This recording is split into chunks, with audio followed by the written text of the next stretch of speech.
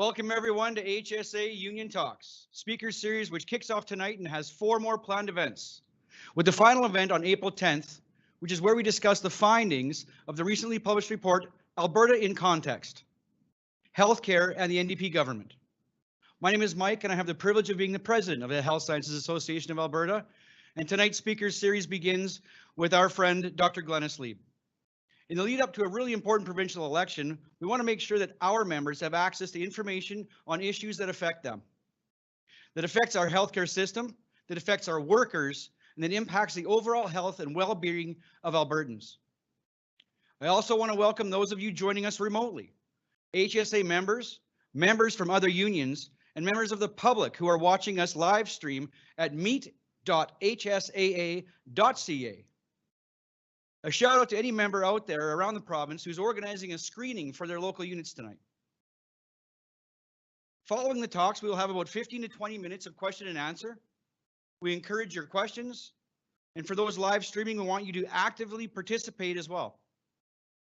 The live stream platform allows you to send your questions as the night goes on, and we will do our best to incorporate them into our Q&A. Tonight's speaker, Dr. Glynnis Lieb, speaking on the theme of social justice. The title of our talk is So Close Yet So Far: Why Social Activism is Imperative Right Now in Alberta. Glynnis holds a PhD in personal and social psychology. She has worked both in government and in nonprofit social service organizations, and as an employee in the supervisory or managerial roles. She also works in as a post-secondary instructor and has held session positions in 5 institutions in Manitoba and Alberta over the last 14 years. And Glynnis, I'm sure that chasing my degree, I'll meet you one of these days soon online. The majority of her work has centered around mental illness and addiction services. Glynnis believes strongly in community involvement and social activism. She sits on a number of boards for entities that are health or social justice related. She has been a union activist for much of her adult life. I would argue her entire life. Currently serving as an officer on locals in 2 separate unions. Glynnis also volunteers for a number of community organizations. And through this volunteerism, she is an active supporter of the local arts, poverty reduction initiatives, mental health and addictions education and support, LGBTQ2+, community member, offender rehabilitation programs, supports for people with disabilities, and anti-discrimination initiatives. Folks, my friends, thank you for joining us tonight. Dr. Glynnis Lieb. Welcome, Glynnis. Thank you. Thank you so much. It's a pleasure to be here. And I want to thank Mike and the HSAA for having enough faith in me to allow me to speak publicly and online, and assume that that won't go terribly wrong. Thanks, Mike. Much appreciated. And as Mike said, my background is in social psychology, and I've spent my entire adult life talking to, learning about people, interpersonal interactions, how we impact each other, and how the environment around us impacts us. So I'm incredibly excited to get to talk about a whole bunch of things that I really love to talk about in a very short time span tonight. I will try to keep it concise. I will try to speak slowly and not get too excited. And I welcome any comments and input that folks have when I'm done at the end. As Mike said, there will be time for those of you online as well. There will certainly be time. And again, just to share your thoughts too, even if you don't have a question but want to share a thought about something that we've talked about or add to it, that's wonderful. It's much appreciated. So in the context of wellness, this is a great roundabout path I'm going to take you on over the next few minutes to talk about why social activism is important, why social justice is important, why this is important right now in 2019 in contemporary society, why this is important in Alberta, why it's important in light of the political climate here right now and upcoming elections, and then how that all has to do with our wellness as individuals and as a society. So when we're talking about activism and justice, a lot of us, we hear those words a lot right now, and I'm not going to get too much into an academic-y talk for you, but we're talking about people coming together to do something that's beyond their everyday life, their everyday to and from work and those activities, with a purpose, with a cause of some sort. We often think of activism in a positive light, us trying to advance some human rights in some way. Activism can be used to push back against human rights advancements as well. So it can be used for good, it can be used for bad, and it can be misused, and we'll talk about that in a minute as well. But what ideally, for those of us who consider ourselves social activists for what we believe is the good, we're working towards what we see as social justice. And this is coming to an existence where we feel that we live in a just and equitable context, where we are getting what is fair, where resources, services, and that are divided fairly among the people that live there, and where everybody has an equitable ability and opportunity to contribute. So that's really what we're looking at. And so when we talk about who are social activists, this is what we're, again, a lot of us consider ourselves to be social activists, especially in the union movement. Many of you here, here in the room, I've seen out at various rallies and events, and I'm sure many of you online are listening because you're involved in these things too, right? And often we forget that we live in a bit of a bubble, because I mean, I think everybody is a social activist, right? And just like I think everybody spends about 22 hours of their day thinking about their own behaviors and why they felt that way and why they did that thing they did, and why they let their 8-year-old child one-up them again, those kinds of things. But not everybody thinks that way. This is the life, I live in a life where I think about how my behaviors impact others and how they impact me, because that's what I've been trained to do. We talk about social activism because we run in circles where people are pretty engaged with life around them, whether it's in their union, broader community, politically, and so forth. So this is important. It's important to have these folks. We have to also recognize that not everybody is there. Not everybody's in the same place that many of us have the privilege to be, where we can take part in activities such as our union activities even, or even when it comes to protests, rallies, strike action, all these kinds of things that we feel that we need to take part in. But the important part of activism is typically it's people who think that they have less power, they aren't being treated equitably, pushing against those they believe to have more power. And this is important because often we think that we should live in an environment where where we don't need to do this, where we don't need to fight for these things all the time. But the thing about human nature, about who we are as a species, is we're hierarchical. They're always the folks who have more of the power and the folks who have less power in any situation.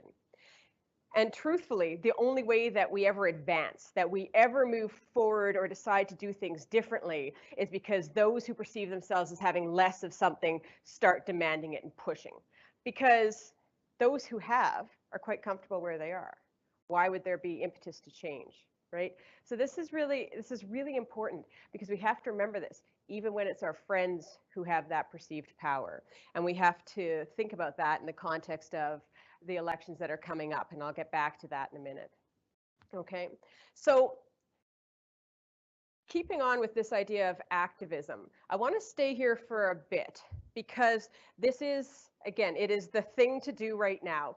And a lot of people really want to feel like they're part of social movements, that they're part of fighting for something. And that's not a bad thing, all right?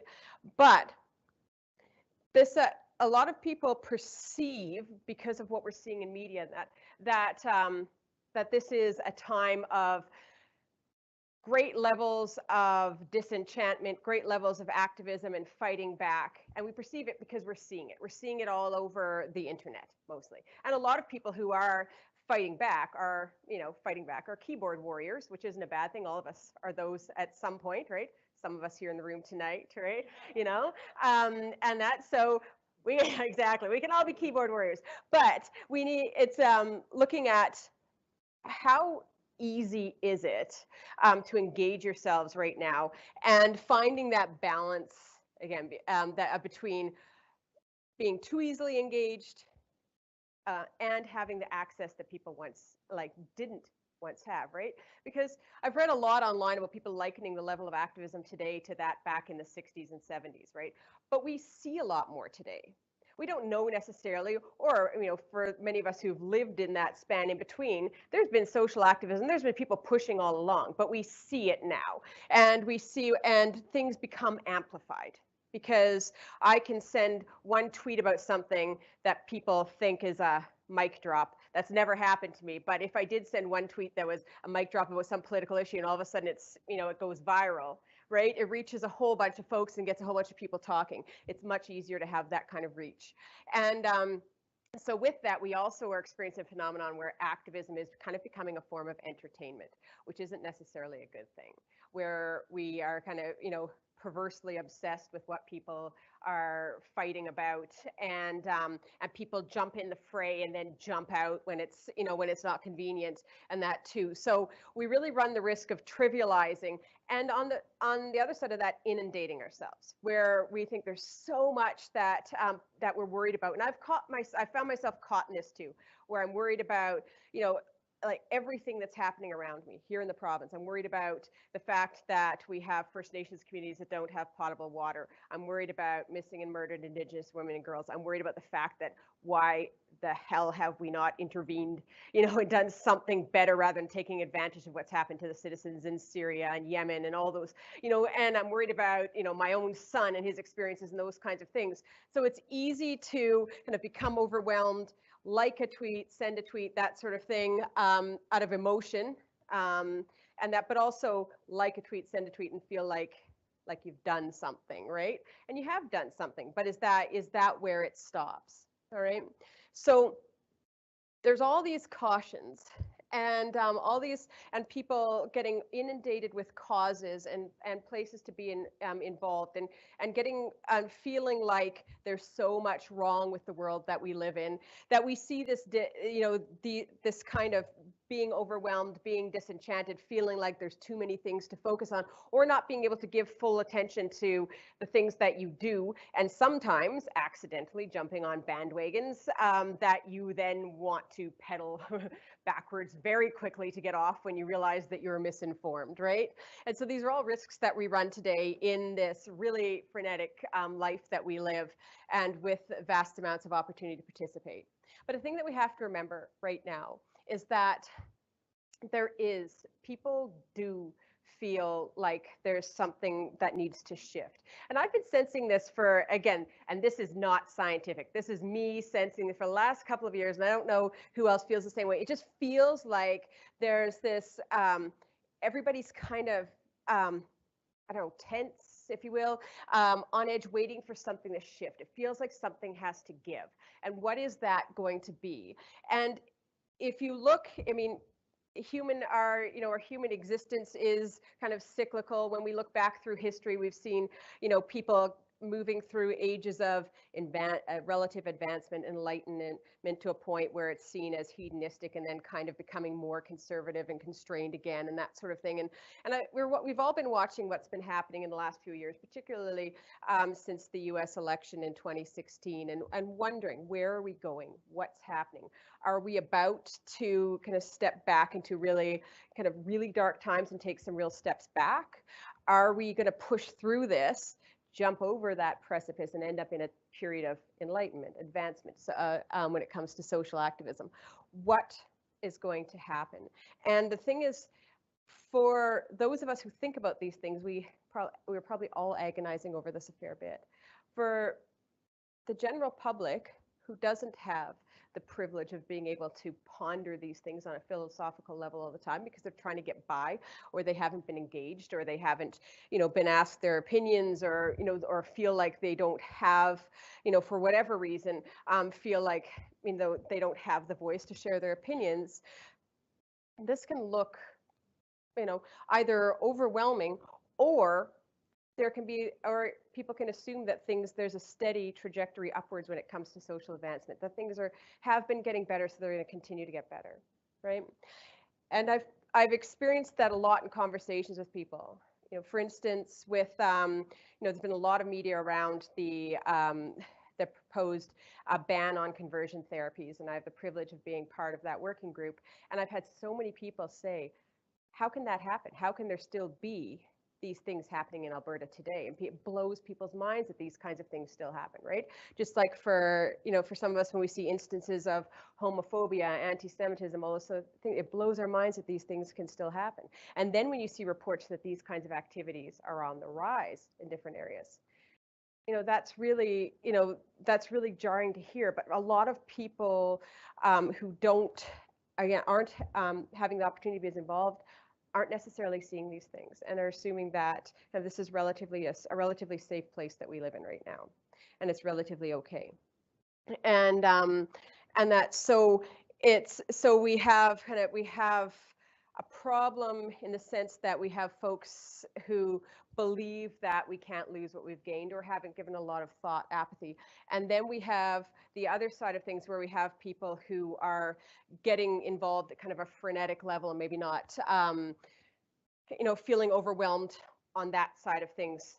And then there's all the way in between. And so I think about these kinds of things a lot. How should we involve ourselves? How do we impress upon people the importance of picking causes, the fact that we still need to pick the things that we believe in, the things that are important to us, to research them, to know them, and to be intimately involved and fight for these things that we believe in.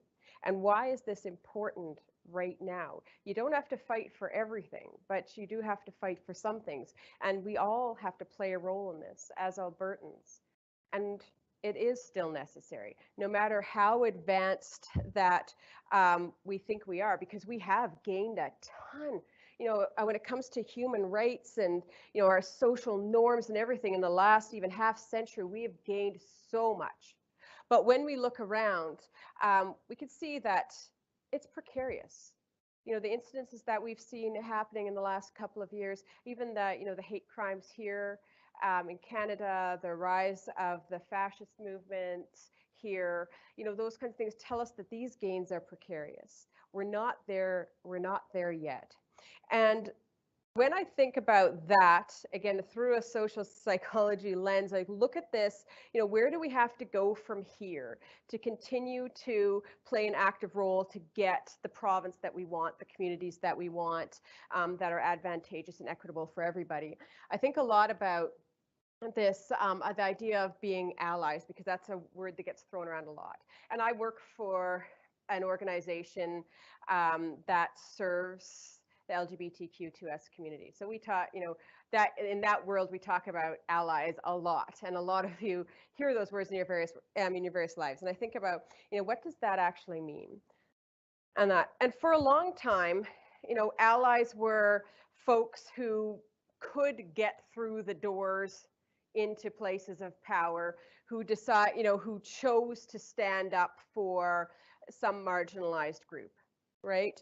And so whether it's, whether you're standing up for people who are new Canadians or of different racial backgrounds or members of the LGBTQS2+ community, or women, whomever it is, historically there's been this, these folks who stand up and take a stand.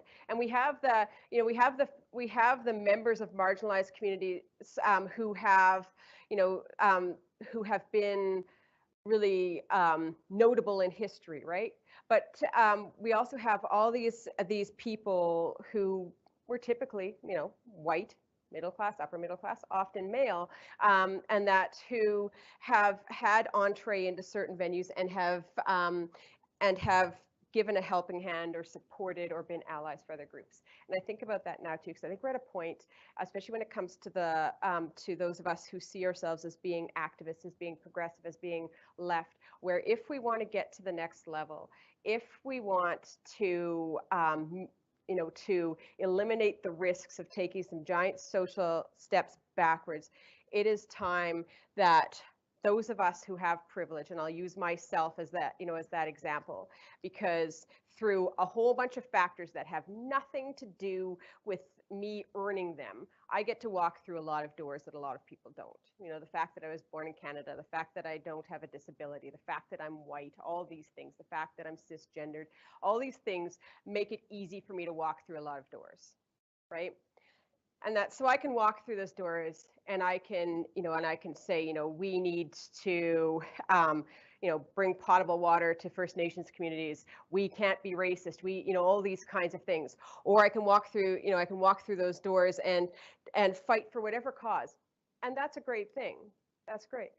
But one of the things I check with myself a lot, I think about is, if I'm walking through the door, and if I can kick that door open, and if I can hold it open, how about I hold it open for some of those folks who deserve to be heard, to walk through and speak for themselves, right? I think that's kind of where we're at a point right now. Like, if we want to bring social activism to the next level, those of us, who have had a voice, who have had the opportunity to fight for the things that we believe in, and to stand up for people from groups who haven't had as much privilege as us, it's time for us to really start ensuring that we're holding doors open for the people who are deserving to be heard. And that what we're doing is, in fact, about allowing the voices of Albertans to be heard. And so when I ask myself, why am I motivated to do whatever it is I'm doing? Am I motivated because it gives me the opportunity to have a fancy lapel mic, which is awesome. I like those. But am I motivated because I believe in the people that I'm working with, and whether I'm represented in that group, if it's for women's rights,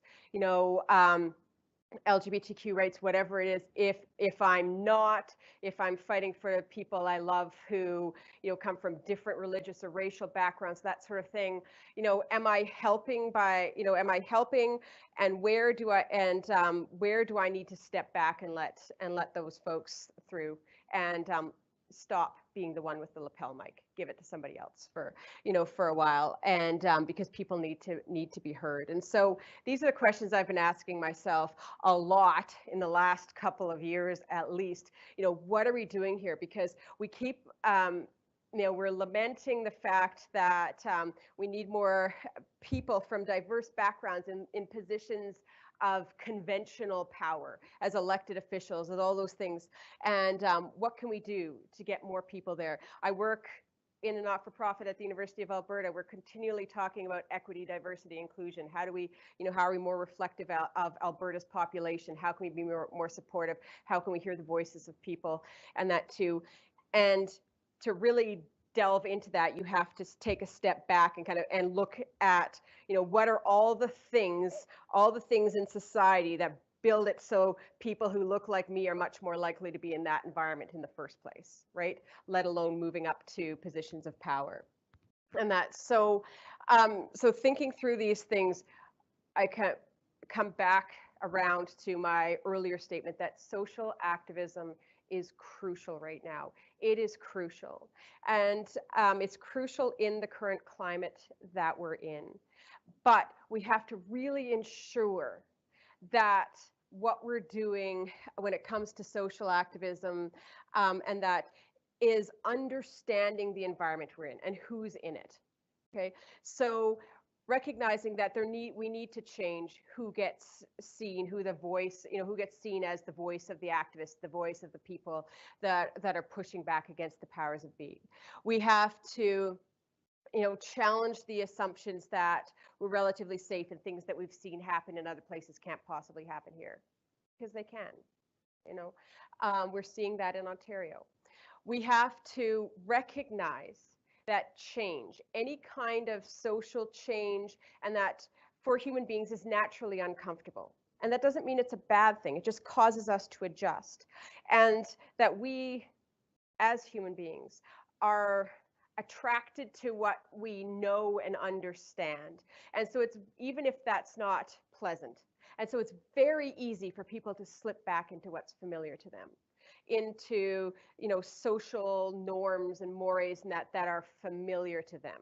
It's very easy, especially if they feel threatened. And when I first started studying human behavior, I was reading about a psychologist called Alfred Adler, and this quote always has stuck with me. He always said, all aggression stems from fear and defensiveness.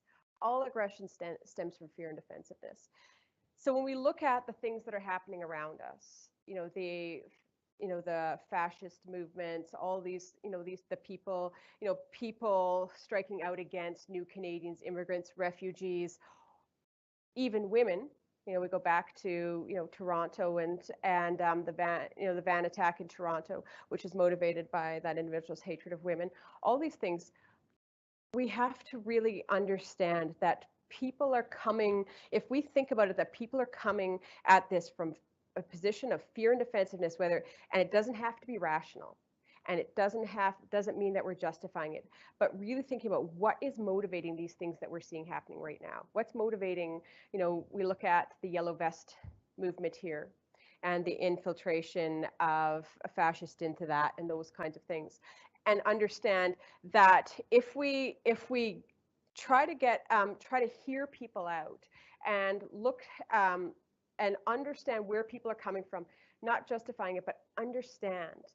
And rather than yelling about, whatever cause it is, rather than yelling at each other, if we look at talking to people and trying to help them understand, and trying to help us understand what's motivating them, it'll help us figure out what it is that we need to do to communicate our intentions, whether that's, our own cause or speaking for a political candidate that we're endorsing or political party that you may be endorsing. How do you talk to other folks? We really need to understand where people are coming from right now, and understand that what has happened here, we've seen happen before in history. We've seen people kind of whipped into this frenzy of feeling like their livelihoods are threatened, the lives they know are threatened, the things that, make them who they are. And when people are in that position, people aren't operating from a cool, rational level. And that it's not about this now. It's personal, it's me, I'm threatened. And the quickest way to make people act irrationally is through getting them afraid. So if we can keep these things in our mind as we are door knocking or whatever it is that we're doing, as we're having rallies, and that keep these things in our mind to help us understand how we can more effectively communicate with folks who see things differently than us. Because a lot of times there's commonalities there that we don't know about. And I was at recently, I was at a rally. I was counter-protesting some protesters, and people were yelling at each other, as you do, right? And making fun of each other's hats and all these things. But beside me, there were two men talking, and one of them was with the other group, and one was with ours. And the one from the other group said to the one in ours, "Hey, I really like that shirt you're wearing." And I think it was a Che shirt, something. And anyway, and he said, "You like this shirt? Then why are you with them? Why are you with the racists if you like this shirt?" And so he said, "Well, I spent a lot of time in Cuba." And so they're talking about, and it turns out they both shared a love of communism. And one of them's with and so but through that, so that that conversation to me was more pivotal than anything else that happened in that screaming, yelling match. Because you know what? Those two people figured their common ground, and they talked, he talked this man over to here, right? And it wasn't, again, it wasn't through force. It was just recognizing that, hey, we have similar interests. We just perceive things a little bit differently. And that's so incredibly important, because we're seeing this now, right? Lots of us are very involved in fighting for social causes, fighting for political causes, fighting for the parties that we believe in. And we're doing a heck of a lot of fighting, And it's good to be passionate.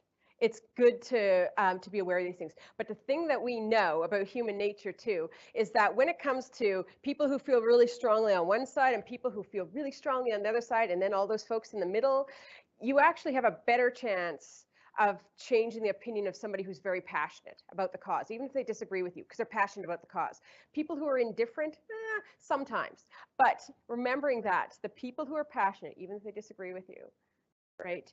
There's a better chance of getting them to reconsider things than somebody who's disengaged, right? So we need to engage more people, but we need to recognize that it's not a power struggle with the folks that are on the different side of the fence than us. And also, because for some of us, and that fight, that power struggle we're having is with the political party that we support.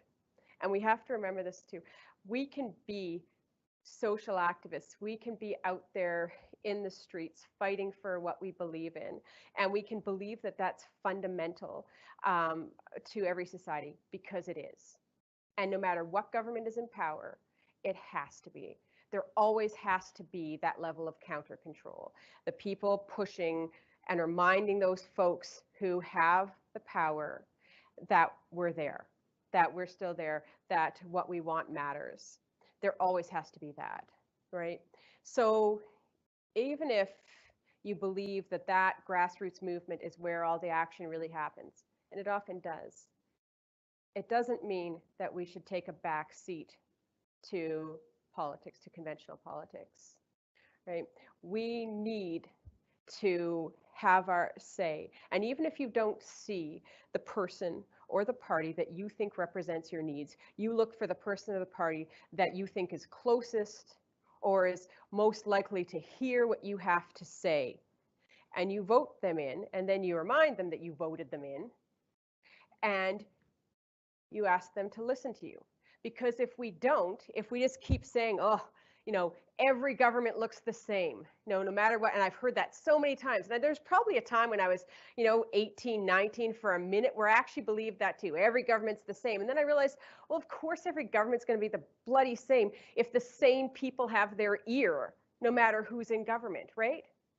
So this really hit home for me in 2015 in the last election, because in 2015, I was very union involved, and I was, and I was knocking on doors, and that, I was wearing orange, I was going to all the doors, and that's the life I love. It's a life I personally believe in.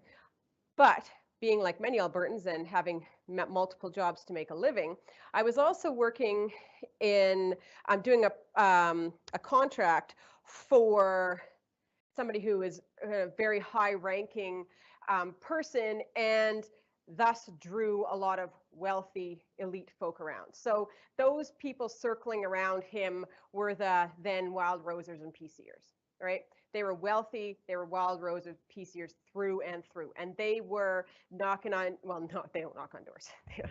They don't. They were having their businesses write donations for the people they believed in. But through that, I got to watch the election unfold with my friends in Labor and with the folks on the other side, and watch the election unfold, watch the orange wave, watch what happened immediately after, because these folks on the other side were momentarily stunned. They were stunned, right? They didn't, for the first time, they didn't know anybody in government, because those people in government looked a lot like us, right? We did know. It was the first time I'd sat around this table with all these, mostly men, and I was the only one there who knew an MLA. Which was mind-boggling, and believe me, none of them were very excited about it.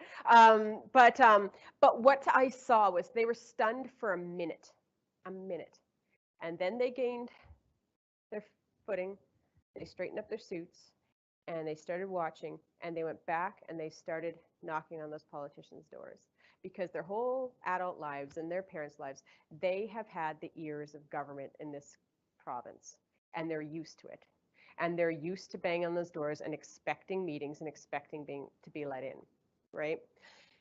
And the thing is, we, for the first time, had, those of us who are, kind of are more left-leaning Labor, we had people that we knew in government. We had friends in government for the first time.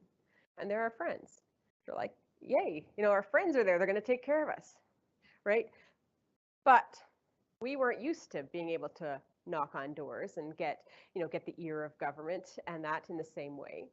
And these other folks, they were rallying, and that's what is so important. It is difficult. I think it's more difficult to continue pushing back and keep this counter control going when it's your friends that you're pushing back against, right? And so sometimes we place a lot of expectation on folks who either are friends or we see the world the same way as us, we have to recognize they're being pushed by the people too. And if we keep letting the same folks in those doors all the time, of course, every government's going to start to look similar. And people get pushed, right? And every government becomes more centrist by nature because they have to listen to everybody.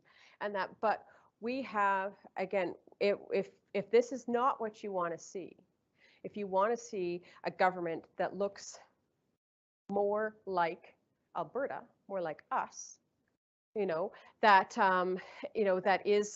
represents who lives and works in this province, then we have to remember this, that we are the government. We elect these folks in. We tell them what's important. It is our responsibility to be actively engaged. So we can have rallies, and we should, and we can fight back, and we should, and we knock on those doors, and we talk to people, and we continue. And if we're not happy, because again, nobody can please everybody all the time, we figure out a way to work. But the important thing is that we're involved, that we're participating, that we're voting, that we're paying attention to the things that matter in our communities, with our families, in our province, for everybody, and that we are working to create the province that we as social activists believe we should live in, a province that is equitable for everybody, and that represents everybody, and that everybody has the opportunity, and that to have voice, to have a say, to have their needs met, and that there isn't a tiny minority of us that is getting the bulk of the benefits from who's in power, right? And so as we go into this next election period, and we have our provincial and our federal election this year to think about, we really have to think about, what kind of place do I want to live in? What kind of province do I want for my friends, my family, my neighbors, the people moving here from other places, the Indigenous peoples who've always stood on this land? What kind of place do I believe that all these diverse folk deserve? And then talk to these diverse folk about what it is that they believe they deserve, and listen to them, and figure out how together we can pick the government that we think will best meet these needs, and then how together we can express to that government what our needs are. Right? So bringing it back around, right? Why is social activism important in the context of the current political climate? And why are all these things important to our wellness? Because this is HSAA after all, and that this is about wellness. And that so the health benefits of giving a damn about what happens around you, to the people around you. There are tremendous health benefits to that. We know that. Many of you in your various medical and related professions know this, right? When we talk about social activism, we're talking about actually being engaged, having a sense of purpose, having a higher level of perceived control around what happens to you. Okay? One of the strongest predictors of lack of wellness for people is having a low level of perceived control about what happens to you. Basically, believing that things that are happening to you are beyond your personal control, that you can't predict, can't act as an agent, a change agent in your own life, The other strongest predictor of wellness or recovery from illness is strong social connections, having those bonds. And social activism gives us that. It gives us community, it gives us bonds, it gives us people to care about, things to care about. Okay? It helps us develop a strong sense of personal identity. I remember my first union convention. I remember going there, getting sent. I was brand new. I had no idea what to expect. I didn't know what it was going to be about. And I sat in that massive hall with a few thousand people, and they started talking about some current social issues that they were working on. And I thought, we do this? Like, we help in Haiti? We do this kind of thing? And then, and I realized, like, through that, I realized for me, like, that's when I knew I was home. Like, that was home for me. And being involved in the union has taught me so much. It's taught me so much politically. It's taught me so much socially. It's taught me so much about myself, but it has given me this sense of identity, a sense of belongingness, a sense of home. And all those things are immeasurably good for my wellness. All right. And through this activism, through finding what you believe in and fighting for it and fighting for social justice, you positively impact everybody's health. Social justice is good for everybody. It helps shift the balance of power. It ensures people get the things that they need, that people's voice are heard, that people feel that they live in a fair and equitable society. Okay? And finally, political engagement is good for Alberta's health. It's good for our province's health. We need government to hear from everybody who represents Alberta, not just a select few. If we want our province to continue to prosper and thrive, and more importantly, the people in it to be healthy and happy as it prospers and thrives, we need to be engaged, and we need to inform a government of what it is that needs to happen to ensure that we live in a great province and that we take care of this province, that we are good stewards to the place that we live in. All right. So with that, I'm going to end. I thank you all so much for your time, for listening to me talk very passionately about something I care very much about, and that which is people and the fact that we need to be here and we need to look out for each other. So thank you.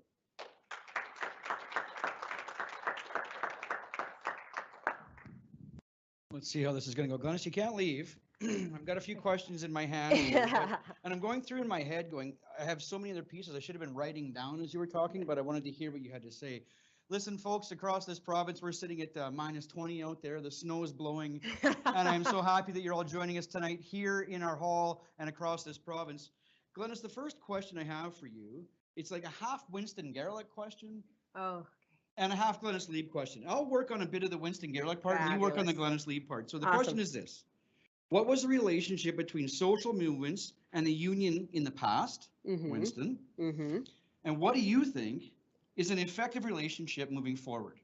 Perfect. So if we go back on where unions were in the past, and some of that fundamental history comes back to the hall that we're sitting in tonight.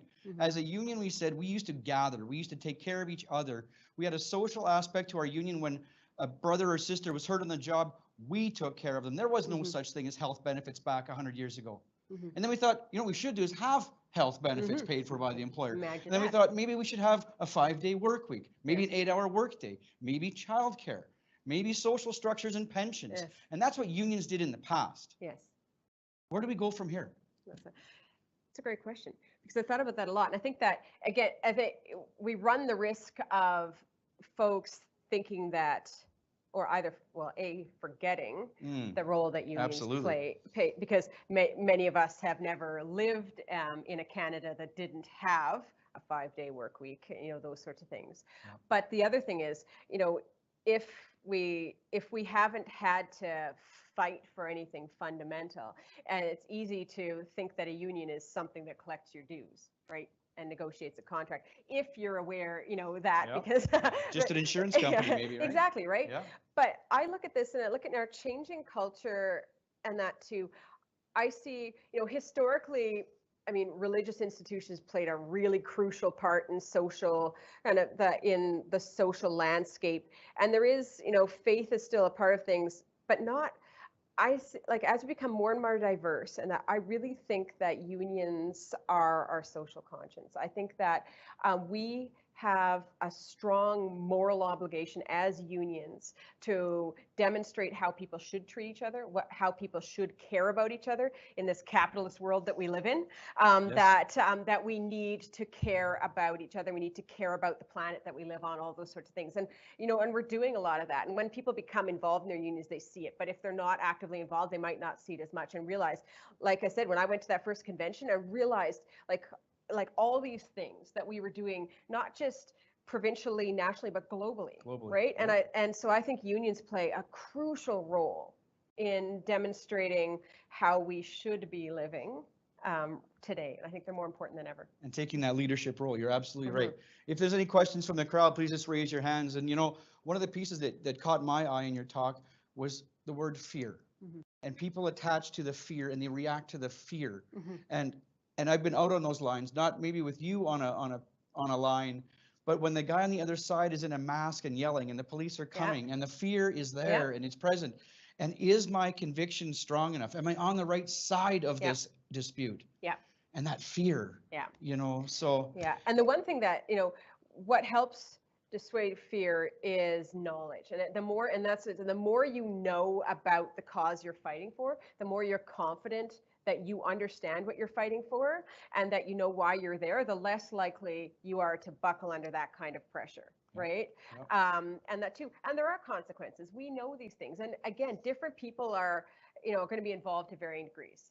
Not everybody's willing to, or able, even for their job, to risk getting arrested. That's right. Instance, right? There's all kinds of different levels. And this is, for all the concerns that we have about social activism online and that, it does open up a ton of opportunity for people to share information, to get resources to, so like we think back to Standing Rock, for instance, how many people were, heeding the calls for money donations, sending supplies, all that kind of, I know people who drove from here to Standing Rock to bring supplies, right? And that too, so, that's just one example, because there are examples there where people showed up to show up and caused some problems too. But, but there's so much that we can do to make an impact on varying degrees. But again, it's about giving a damn. Right? One other piece that I was thinking about too is that the internet anonymity that's out there. And if I want to click a cause, I can click a cause, but no impact on me out there. So there needs to be one further step. If you're going to just click for a cause, I don't know what that step would be. What do you see as a step? I can support whatever click I can hit, but stand up and face it is a different conversation, isn't it?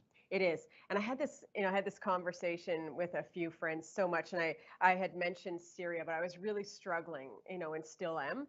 And there was this point where, there was all these, requests for donations of money and things like that, which is great. And a lot of people can do that, or they can share images. But then it got to a point where, no matter what news story or image you clicked on to share about Syria, somebody said that it was propaganda, so you had the folks who said that, that the government in power was lying, and then you had the folks that the rebels were lying, and so everybody was telling you what you were posting was a lie. And I got to this point with, like, what can I actually do here and so, so again, talking to people around the world about what actually is helpful. What can I do now to make a difference? What do you need? And people say, well, kind of this one entity is actually doing this, and it's really impactful. And it's real. And it's real. And it's so you real. Can so if you can't do anything else, give some money there, or, those kinds of things, right? So again, it involves knowledge, right?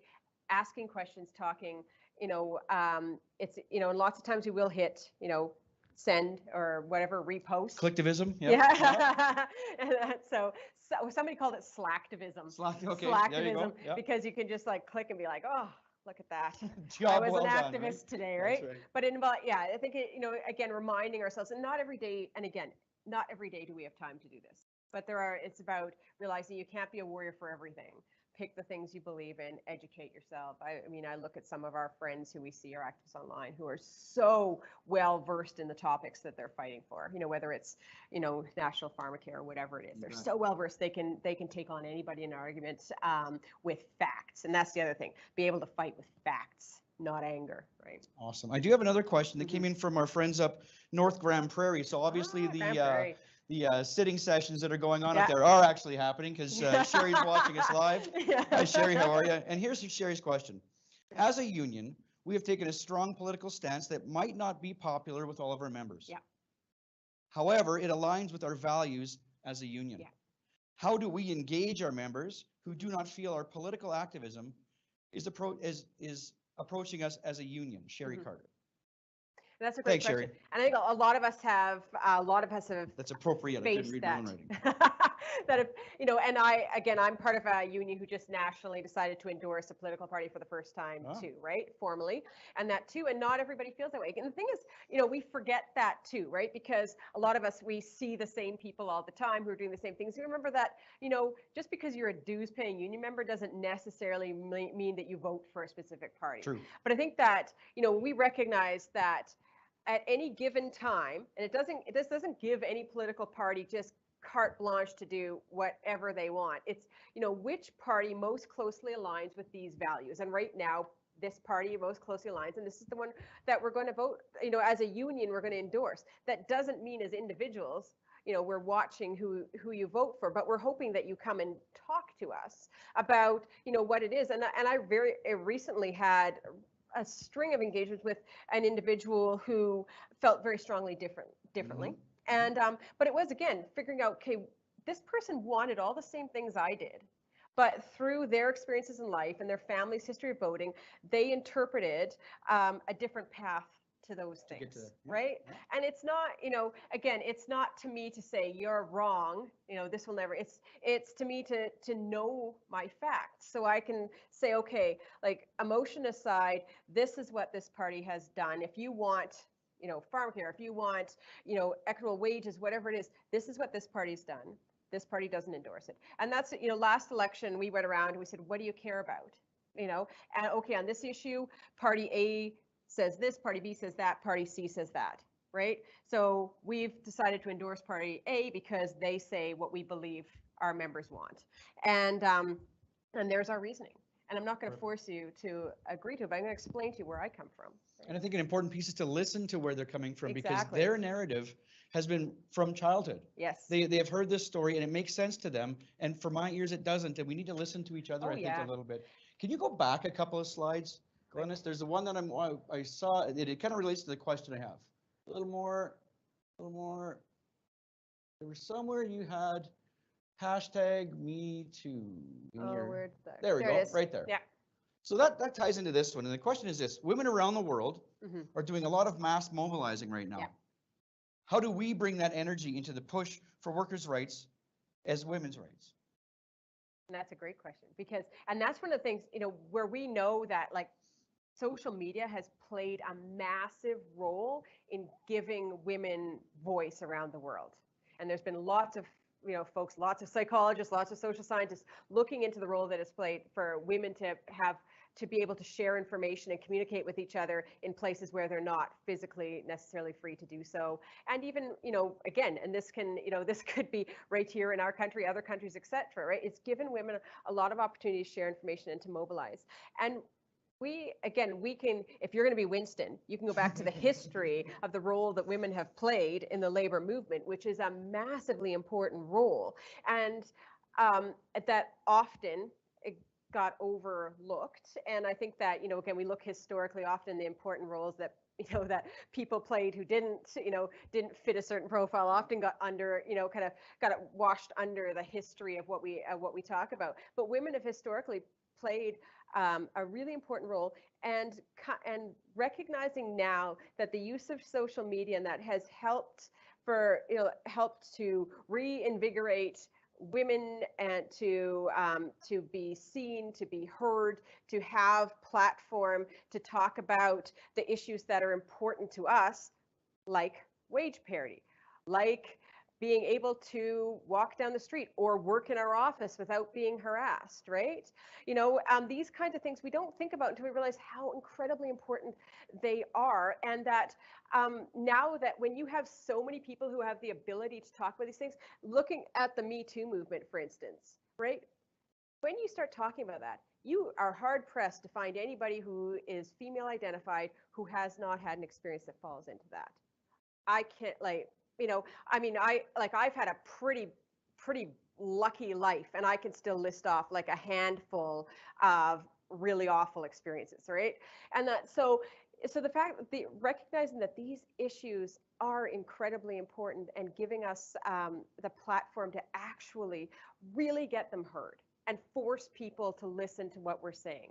All right. Or we could go down a whole other path about the stats about, how much people listen when women talk, how much they listen when women of color talk, all these kinds of depressing stats, right? And that too. But this is giving us a platform, and it's not just women. It's people who, it's lots of people who haven't had platform. It's giving people a platform to mobilize and to share information, and that's massively important. We can underscore that. And from that, your comment of kicking the door open and not walking through. Yeah. But just stepping aside and creating that space, I think is part of that too. I think so too.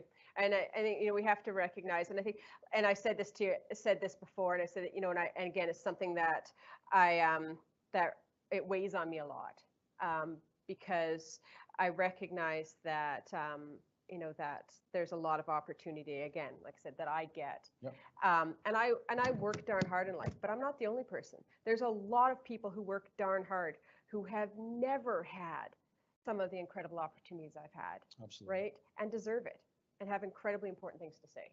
Thanks, Glynnis. I do have another one. It's not a question, but let's call it a jumping off point for you for the next comment, okay? Sounds good. And it says this: I love being an activist and aware of what's going on, but sometimes I would rather be a turtle or a mushroom and just bury my head. Yes. But I know I need to leave a better world for my children and my grandchildren. It just seems so overwhelming. It does. And I've had those moments where, where again, for a brief moment, you're like, there's so much. Yep. There's so much. I can't make a dent, right? And I remember, and I think back to when I was really early in my studies in psychology, and I was volunteering in a psychiatric ward, and talking to the people in the ward, and there were so many profound, brilliant, amazing, beautiful people there, right? And I thought to myself then, I'm like, that saying, ignorance is bliss, there might be something. There might be a price that you pay emotionally, psychologically for seeing too much of the world, seeing the world a bit too clearly, right? And one time I was walking my dogs, and there's this woman I always saw out in the park, and in the dog park, and she said something, asked me about my dogs, and I said, oh, they're, I got them from this one from a garbage dump, this one from a rescue, and she said, once you start seeing dogs that need to be rescued, you see them everywhere. And why that reminded me, I said, because once you start seeing people who need help, things who need to be addressed, you see it everywhere. And the thing is, if you believe that you are the only person in the world who, kind of, which we all get caught up to, if I don't do something about this, right, it's, but you're not, there's a whole bunch of people feeling the same way.